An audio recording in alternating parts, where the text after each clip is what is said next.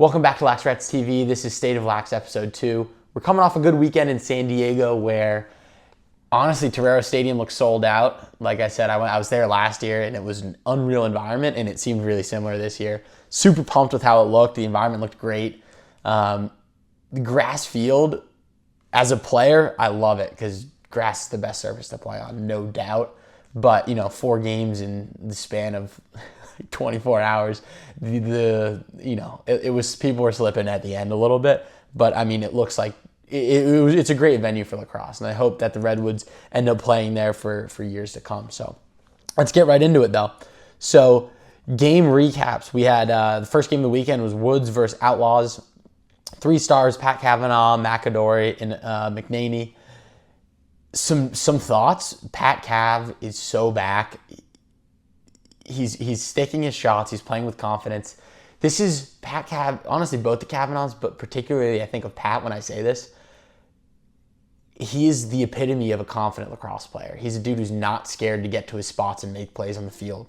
We had, I know like Coach Mitch at Princeton he told me this when I was a freshman about referring to Alex Slusher, who's an absolute goat. But the same message rings true with Pat Cav, which is he's not afraid to get to what Coach called the dark spots on the field. And like these are the spots where goals are scored, and they're the spots where hits are made. And you can't have one without the other. And Pat Cav is the embodiment of that. He gets to the hardest spots on the field, the dark spots on the field, and he fucking makes plays. And he eats hits for it, and he gets up and he celebrates every single time. It's absolutely exhilarating to watch. One of the most exciting players to watch in the game. There's a reason why the Cavanaugh name is like freaking royalty in lacrosse. It's because they're some of the most electric players in the game. I think for that reason, for their confidence, for their energy. So it's so nice to see him back in his own element. Like the only time we really saw Pat not like that, not even not like that, but just not comfortable, was last summer in Boston. But the Pat we're seeing now is like Notre Dame Pat, which is just couldn't be better for the game to see happen. I think he had like 8 points. It was perfect. They were all like vintage Pat Cav goals. He's scoring on ball, off ball. He's doing everything. He's taking hits. He's riding. It's awesome to see. Another Outlaws player is that is the talk of the PLL right now is Logan McNaney. Or Logan McNaney. Easily could be Rookie of the Year. I feel like every time I open Twitter or X, I'm seeing like some new stat that looks like it's fake about McNaney's clean save percentage, about how he's like doubled up the like record for clean save percentage or something. He's so steady in net. He's honestly, I mean, I've had to play against him a couple times, unfortunately. And he's so calm all the time. He's so level, and I don't know. He's just loved. This Outlaws team is finally coming into their own though, which is so nice to see. We'll talk about it a little more in the power rankings, but I'm loving the Outlaws team, the way they look right now, and I've given them plenty of hate-ish vibes so far this year. So they're proving me wrong a little bit now, but Sammy English is absolutely built for the PLL too. We'll move on to California. Sammy English is built for the PLL, rarely came off the field, just looked like he did at Cuse, which is he's doing absolutely everything. He's wings, defense, offense, and he's doing it all at such a high level, like we're used to seeing. Dalton Young actually might be the most slept-on goal scorer in the league. Sorry, I said we were going to California. We're back to Denver because this Denver team, there's just too much to talk about. Dalton Young actually he's one of my favorite players to watch because he's one of those guys that, well, one, it's just consistency. He scores a goal or two every single game. And he comes out of the midfield. I feel like I never hear a murmur about the dude in any, on Twitter, any sort of media or nothing. He scores sick goals all the time. He initiates offense, incredibly well. He's the best. He's definitely the best invert midi in the league right now, for my money. He was a converted attackman from Richmond, I'm pretty certain, which would make sense why he's a good invert midi. But if you're not watching Dalton Young, watch Dalton Young. Every single goal, he's one of those guys who, I think about this with like Ryder Garnsey too, and like even Connor Fields. Like they're not guys that wow you physically or athletically. So then how the fuck is he scoring all these goals? Everything is everything works to his, he makes sure everything works to his advantage. Everything has a subtle aspect of deception and a subtle aspect of like, honestly, deception is the perfect word. It's everything he does has some form of deception, which is how he gets to the cage. Like those are, I mean, and personally, I'm not somebody who wows people athletically either. So I love watching players like that get it done when, you know, you see him being guarded by, you know, the best athletes in the game, which tend to be D-middies. Might be a hot take, but I think the best athletes on the field are usually D-middies. He's getting guarded by some of the best athletes in the game. He's completely out-athleted, if that's a term, and he scores every single game. So if you're not watching Dalton Young, tune in and watch him. You will learn a thing or two, and he's fun as shit to watch. Last thing I'll say about this game is that Dylan Malloy is an absolute wrecking ball, incredibly fun to watch. All right, I'll move on to the next game. I already said too much. Archers Atlas. This was an 11:30 p.m. game. Absolutely ridiculous. I did not watch this game. Actually, I watched the fourth quarter. I got home from the bar with my friend and we watched the fourth quarter, which is hilarious because this game, 11:30, who's watching that game? Like, I know the game's growing out west, but like, come on. Like, 75% of the viewers have to be from the East Coast and they have a game at 11:30 Eastern time, which is crazy. But I mean, what can you do with the time change, I guess? You know, honestly, I can't speak too much to this game because I didn't watch it live. I just watched the highlights. I didn't even watch the replay. I've been busy, sorry. But some of the takeaways that I noticed was, I hope Ament looked like he looks healthier and he looks confident, at least with that first goal where he smoked Danny Logan. I think he had the first 2 goals.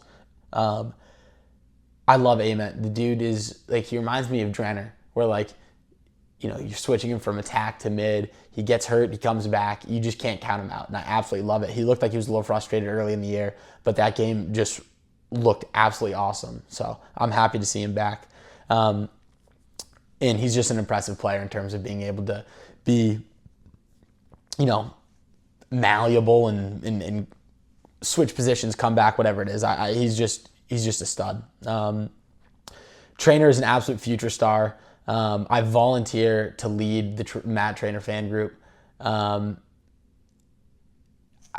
He's probably I'm most excited about him than any of the other young guys in the league right now. Honestly, he's so fun to watch. I love him. Costabile, I think he actually is the best. I said him and Cam were the best dodging midfielders in the league. I think Costabile is the best dodging midfielder in the league. He just. You know, we talked about Dalton Young, not out-athleting guys. Complete opposite of Costabile. He's like, he just runs at you. I'm going to give you a shimmy, run by you, and stick one pipe in, and it's fucking sick. All right. We'll move on to Woods Dogs, Game 3. 3 stars, Sowers, Dennis, Stathakis. This was a very interesting game. I had, unfortunately, in my pick'ems, I was 2-0 day one, and I was feeling pretty freaking good. And I considered the Cannons Chaos win an auto win, so I considered myself 3-0 after day one. And then I went 0-2 day 2, so 2-2 total. Tough weekend. I'll be the first to admit it was a subpar weekend. In this game, I picked the Redwoods. I felt good about my pick when they went up initially, but they just kind of fell apart, honestly. What was so weird was, like, I got a little nervous when they were up and I felt great, and then some stat popped up that was like, I think they had like 6 goals. They either had 5 or 7 goals, and it was all 2-pointers and one pointer. And the 2-pointers some of them were good shots, but a lot of them were like, it felt like they were prayers. They clearly read the scout report that Ward isn't a 2-point guy. It's because of his high arc. Makes sense. I'm sure he'll figure that out a little bit and not get so high out on the arc until, you know, people get inside of 15 or whatever. I don't know. But it was so weird to see. You don't see 2-pointers go in like that in the PLL. It was the first time that it was like, it felt like the floodgates were open, which ended up actually being the demise of the Redwoods, because then they thought, okay, we're just going to crank these 2-pointers, and they were hucking prayers like the whole end of the game. Like, I feel like they didn't have a possession in the fourth quarter because they were just hucking 2-pointers. which didn't end up working out for him, obviously. But another thing that's exciting though from the Water Dogs, obviously now that they got that win, I think they're 3-2 now. Is Stathakis emerging as an up and coming faceoff guy? And let me actually look at the stats. It felt like he beat TD. Let me double check and make sure he actually won that matchup. But I mean, regardless he's 15 for 21. TD was 7 for 20. Like Stathakis is an emerging Fogo. You see, so he played box, I think, for Vancouver this year. And then you see him in game 1. We talked about this, scoring the first or in week 2, but Water Dogs game 1, scoring the Water Dogs' first goal of the season off of like a pick and roll from Sauer's crease dive. So he has this new element to his game where he can stay on the field, which is so important for face-off guys in the PLL because of the 32-second shot clock. You don't want to have to sub them. And there aren't many Fogos that I feel like can stay in play at a high enough level where it actually can be efficient. But he's one, I think, I don't think he's there yet, but I think he feels like he just keeps getting better. So super exciting things to see from the Water Dogs in that game. Cannons Chaos, 3 stars, Reardon, Hiltz, and Ray. I don't want to say anything about this game. I'm a Cannons fan, and I just don't feel like talking about this game. At some point in the game, the announcers said Boston looked like a championship team, and I could not have agreed more. They did look like a championship team, and they didn't win the game. The reason why they didn't win the game, I'll just put up on the screen right here. It's a man named Blaze Reardon, and he is a freak of nature, and I've never seen a goalie as good as him. That's all I'll say about that game. Power rankings. They've absolutely gone to shit. The top 3 teams lost. Who knows? There's too much parity in this year. Any team can beat any team. Chaos Cannons, I don't want to talk about. But that was the worst team and the best team. Like, no doubt about it. Those were my clear 1 and clear 8. This league is so nuts. The power rankings, everything completely. I have to completely scratch my power rankings every week, it feels like. The only constant, honestly, has been Carolina at 8. Fuck you, Carolina. And I don't know. Let's get right into it. At number 1 this week, I put New York. The Atlas, they strung. The problem was consistency, right? But they strung together. I've said that I do believe that this is the most talented team in the league. On paper, they should be the championship favorite. The problem has been consistency. They've won 2 in a row in pretty dominant fashion, both of them. So I feel like I just have to put them at 1. I mean, the PLL, it's all about who you are that week, and right now, New York looks like the best team to me. Then again, Denver also looks great. And I have them at 3, not 2. And that's just because I think I have Boston at 2 and then Denver at 3. And my justification for this, New York and Denver, I feel like, are more talented and have a better ceiling than Boston. Boston has this grit to them, classic Boston team, where they just find a way to win. Like, I don't know. They just find a way. I think New York is established enough I think New York is established as a team enough and cohesive enough to where Boston would have a harder time finding a way to win against them than Denver. I feel like Boston would be able to find a way to win against Denver right now. In a couple weeks, who knows? But right now, I think that. So New York, Boston, Denver. Next, I have, in this next tier of teams, I've got Utah and I've got Philly. Both of them, I have them labeled at inconsistent good. And Utah, I think, has a higher ceiling than Philly. So that's the logic there. Next tier, I've got California and Maryland. California, just youth and experience seems to be catching up to them. That's honestly about it. I think they're still a really good team. I think they still could beat anyone in the league. But their youth and their inexperience is clearly, we didn't see it initially, and it's starting to rear its ugly head a little bit. And then 7, Maryland. I think if they can figure out, they've jumbled up their roster from moving Rambo from tack to midi to out, to having Levi play attack, to having him play mid, and now having Carroll go from mid to attack. It feels like they've been a mess, inconsistent goalie issues, but rock solid Fogo, arguably the best in the league. Beat Baptiste when they played him. Good defense. Some young, not even young, just like some really freaking good one-on-one defensemen. And they have that Maryland, identity defense, which always, fuck Maryland, but they always have a good defense, whatever. And then they have a bunch of talent, and they have arguably the MVP in Malone. This team should not be at 7. They really shouldn't.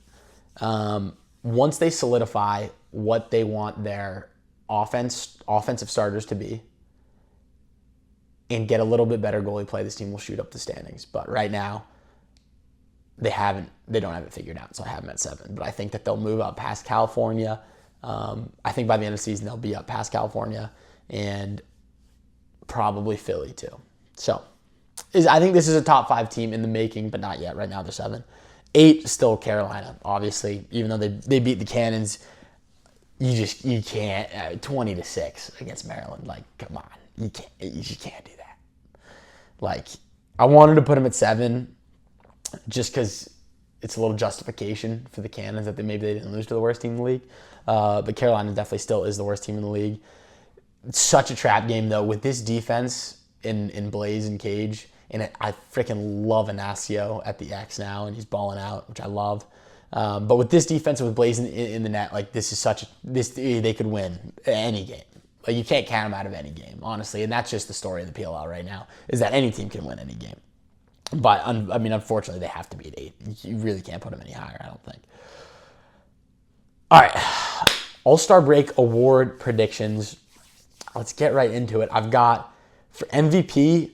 Honestly, right, if the season ended right now, there's these award predictions, like, I'll talk about if the season ended right now, who I think it would be, but then, like, who my actual prediction is to win it all. Right now, if the season ended to be Sowers, and I think it's going to end up being Sowers. So, like I said, MVP I don't think always correlates with the best teams. Because you have a guy like TJ Malone who I think could definitely be MVP. I don't think he will, though, because I think Maryland's going to get better. And, I guess New York and T last year is an outlier. But rarely do you see the best team in whatever league you're watching that just has one guy who completely takes over. I feel like the best teams, the best offenses have diversity, right? And I think Philly could have that diversity, honestly. But right now, like, Sowers is the guy, as he should be. Honestly, like, I wouldn't do it differently. I would just get the ball to Sowers. But I don't think TJ Malone is going to be in there because I just think their offense is going to be too diverse. And I don't think Philly's quite as diverse. But if it's not Sowers, I honestly think it could be Pat Cav. Just in terms of how, like, his stat, like, he can influence the game in so many different ways. Like, obviously, like, on ball as a dodger, as a feeder. Off ball, we saw a bunch of off ball goals from him last game. But also, like, as a rider, ground balls, like, he does, like, all those things super well. And he's really it feels like he's starting to heat up. Obviously we had all those promising stats about most shots on net and all that stuff. So I think Pat Cav is a dark horse, but I think Sowers has to be, right now MVP, and he's definitely my prediction to be MVP at the end of the year. Rookie of the Year, super close race in my opinion. Right now, no doubt about it, it's obviously McEnany. His stats are crazy. Him and Austin Cowd actually are tied for save percentage in the league, but McEnany essentially leads the league in save percentage. In the clean save stats, I don't even know the numbers, but I'm telling you, I pull up Twitter. If you just pull up Twitter, and get on Lax Twitter, you'll see a McEnany stat about clean saves within 5 minutes, and it'll blow your mind. It's going to be hard for him to keep that pace, though. Like, he what are the odds he's actually gonna like break every freaking record like his rookie year? Like he's not gonna keep this pace realistically. So right now it's no doubt McEnany, but over the course of the season you've also got Trainer and you've got Carroll. So Trainer out of the midfield has 13 points, 7 goals, 6 assists, balanced scoring, fun to watch, energetic. In Carroll, he's got 17 points. He just switched to attack and had 5 and 2, I think. 2 weeks ago in Maryland. Leads the league in 1-point goals right now with 12. You can make a case for either of these guys. You can make a case. Aiden Carroll's got the most points. Trainer, he's coming out of the midfield. He's got 13 points, 7 goals, 66, like balanced. You can make great cases for either of those guys as well. At the end of the year, honestly, it's just we're only halfway through the season, so I don't know. Obviously, whoever shows up is gonna in the last 5 weeks of the season is gonna win it. But I think it's probably gonna have to do with which team does the best, because I think all these guys are gonna have great stats at the end of this year. So whoever's team does the best, which would lead me to Trainer. I think Trainer's team is gonna go. I think New York's gonna go farther than Denver and Maryland. So I think I'll say Trainer will be Rookie of the Year this year. But, I mean, you can make a case for any of these guys, honestly. Defensive Player of the Year. There's 2 in my mind right now that I'm considering. One, I think lock is Hossack. Graham Hossack is absolute lockdown. He has a shutdown ability that I feel like you don't get from a lot of other defensemen. But the next one up is Arden Cohen. Obviously leads all defensemen in a bunch of different stats. Relatively locked down in his own right. Just too many penalties for my liking. I'm not a penalty. Some guys are like penalty guys where they're like, assert your will, make the attackman feel it, whatever. No, penalties are bad. You don't want penalties. If you're playing a good team, penalties will lose you the game. Just ask Penn. We beat them all the time because they get like 1 million penalties. But I don't know. I'm not one of those guys that thinks penalties are like they're obviously part of the game, and you need to get sometimes you're gonna get penalties. He just gets too many for my liking. He averages over a penalty a game. I actually looked up the stat because I was curious because it's just so many. He averages more than a penalty a game. Yeah, I just don't think that's a recipe for a winning team. But if he tones that down, this dude is a freak. He's an absolute freak. He's a menace. He's terrifying. He is a scary defenseman. So I say penalties are bad, but he's also super scary.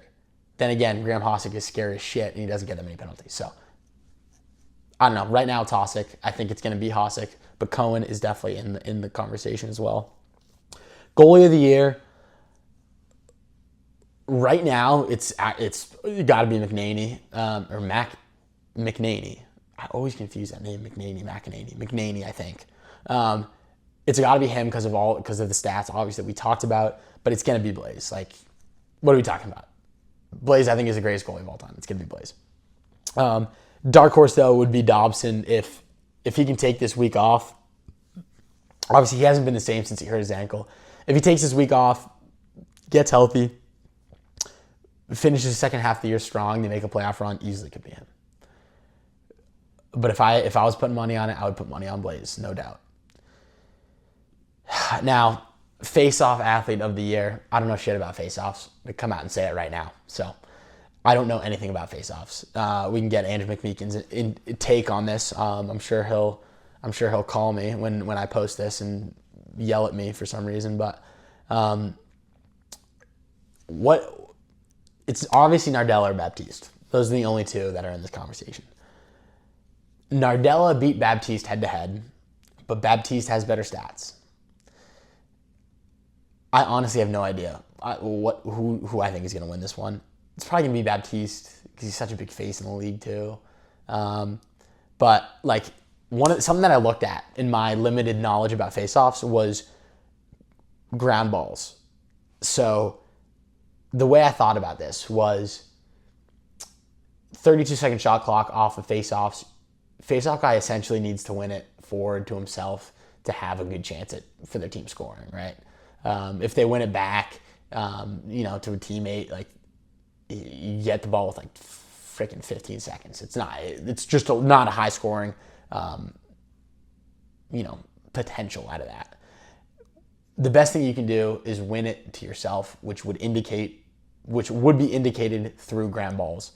And Nardella has 76 wins, 33 of them, he has 33 ground balls, so I assume he has 33 that he won to himself. A good portion of those are forward, I would assume, or not all the way back. Baptiste, 82 wins, 45 ground balls. So I think right now I would give it to Baptiste because of that stat. I think he's more important of a faceoff guy to his team than Nardella is to his team. But Nardella also beat him head to head. So like, I don't know shit about faceoffs. I'll ask Meeks and I'll post something about what Meeks thinks. He's way more knowledgeable than me. But last topic of the day.